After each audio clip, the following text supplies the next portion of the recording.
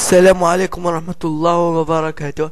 اليوم معنا طريقة وهي عمل كلمة سر لملفاتك، لأي من ملفاتك.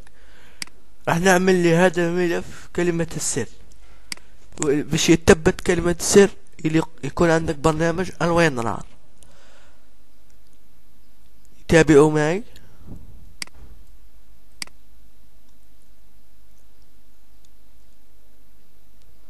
انتظروا شوي. حنروح على هذه ادوتو ارشيف، نضغط.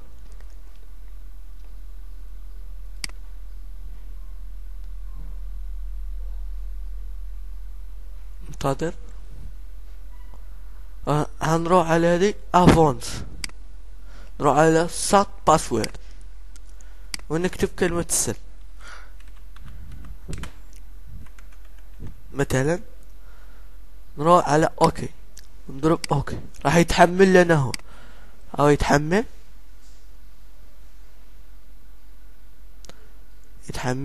انتظر شوي.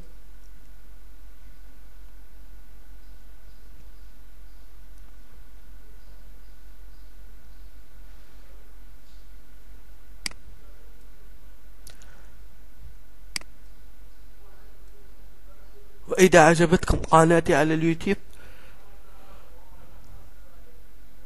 أنا موجود هنا، وكل سمانة عندنا 5 من الفيديوهات.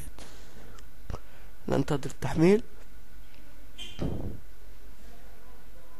لأن الملف فيه بزاف.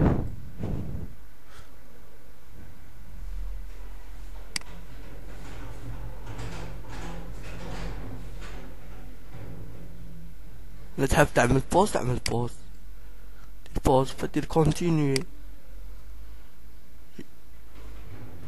وإذا ما عندكم جهاز الوينرار أنا سوف ترون الرابط جهاز الوينرار لتحميله مثل هذا.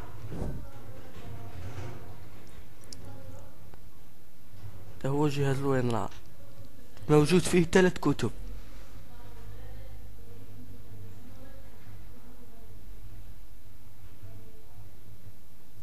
السلام عليكم ورحمة الله وبركاته.